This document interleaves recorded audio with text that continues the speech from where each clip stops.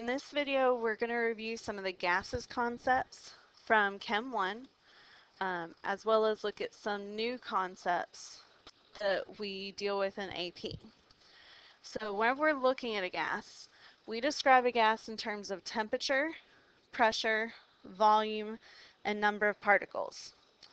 I want to talk about number of particles first. So here, if you notice the jar on the left has less particles than the jar on the right. When there are more particles, they collide more often, which is going to result in a higher pressure. So the higher the number of particles, the higher the pressure. Same thing can be said for temperature. If we have two containers that have the same number of particles, if we heat up one of them, the particles have more kinetic energy, they're going to move faster, collide more often, and also have a higher pressure. So when there's an increase in temperature, there's also going to be an increase in pressure. The same cannot be said for volume. Here we have two pistons. They have the same number of particles, and we can assume same temperature. The one on the right is being compressed, so the volume is going down. It results in the particles being closer together, resulting in more collisions, which is going to increase that pressure. So this is an inverse relationship. When volume goes down, pressure is going to go up. A lot of times we do focus on pressure. Pressure is defined as the force per unit surface area. It does deal with collisions. So the more collisions, the higher the force. You may be used to these in terms of tires.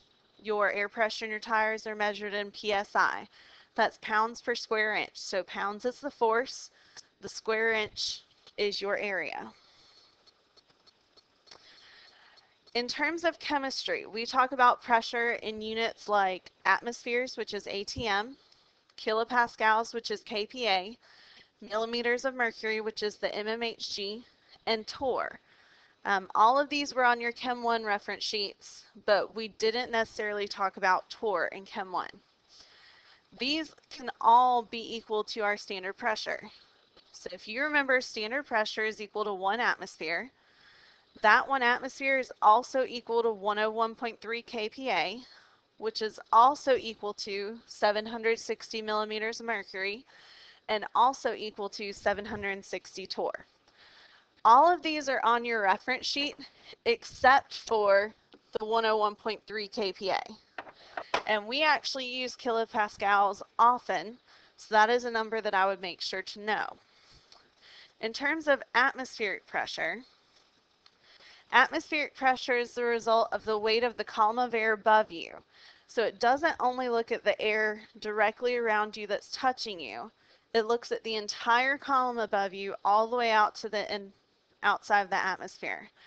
So in this picture, if you note, there's a 1 square meter column of air that goes all the way straight up, and at the base of the Earth, it is equal to 1 atmosphere of pressure.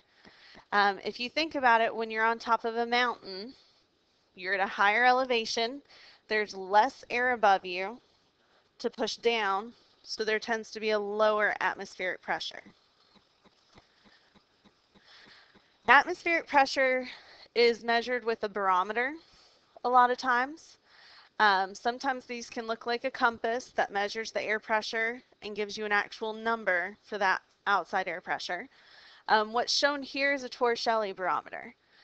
Here we have an open container that's filled with a liquid. This one happens to be mercury. And then we have an inverted tube that has an open end on the bottom that gets submerged in that open container.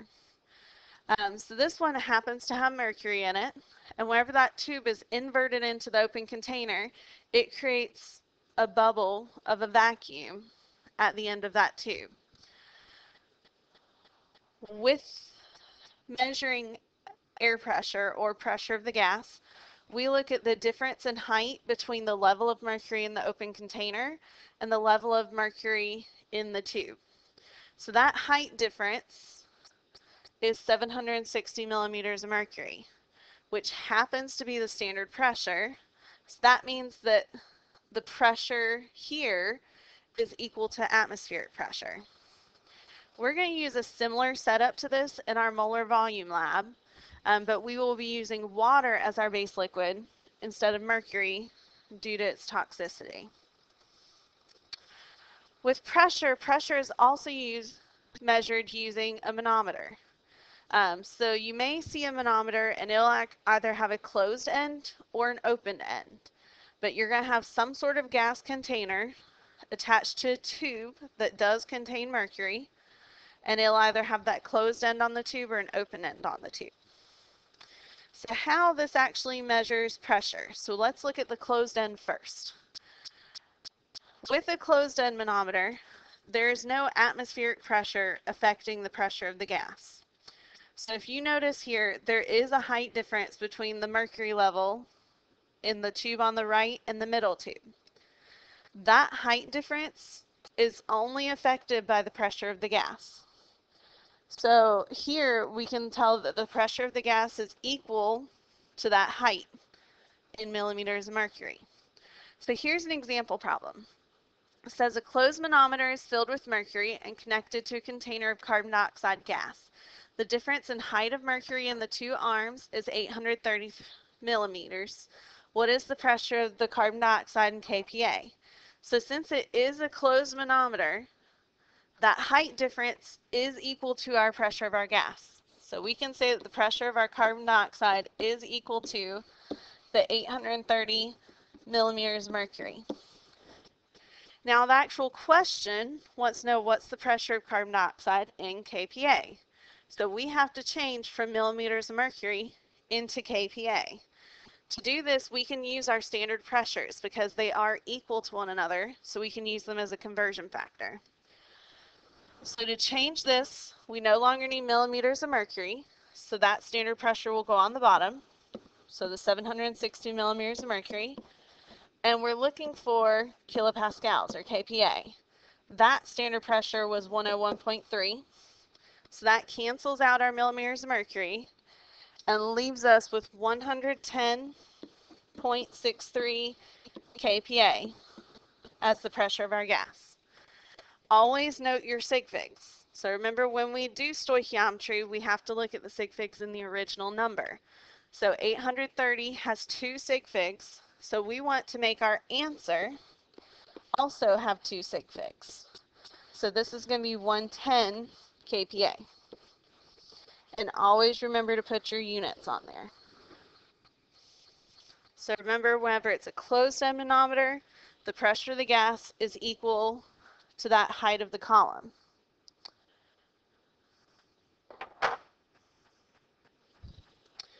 Oops. And I skipped one. There we go. However, whenever it's an open-end manometer, if you notice in the diagram, we have atmospheric pressure pushing on that column of mercury, as well as the gas pressure pushing on that column of mercury. So the manometer has an open end. The mercury column is affected by both atmospheric pressure and the pressure of the gas. So you're going to have to account for atmospheric pressure whenever you're trying to find pressure of your individual gas. So let's look at this open-end manometer. Here we have the pressure of the atmosphere pushing down on the left, the pressure of the gas pushing down on the right. These are at equal levels. So there is no height difference when they're equal.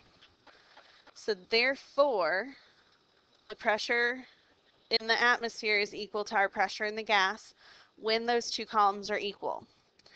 This does not happen most of the time. Most of the time, they're at different levels. So let's look at the one on the left first. So here, you have the pressure of the gas pushing down on from the left, the atmospheric pressure pushing down from the right. If you notice the height difference, here the height is higher in the tube towards the pressure of the gas and lower in the tube from atmospheric pressure. This means that atmospheric pressure is going to be pushing more than the pressure of the gas. So the pressure of the gas is going to be equal to atmospheric pressure minus that height, because that height will be included over here. On the other hand, when our open-end manometer has the higher level towards the atmospheric pressure, that means that the gas is pushing more. So our pressure of our gas is going to be equal to atmospheric pressure plus that height of mercury to account for this difference. So let's look at an example here. So here it says we have an open manometer that's filled with mercury and connected to a container of hydrogen. So I'm going to go ahead and sketch this out. Here's my hydrogen. Here's my tube. There we go. And it says the mercury level is 78 millimeters higher in the open arm of the tube.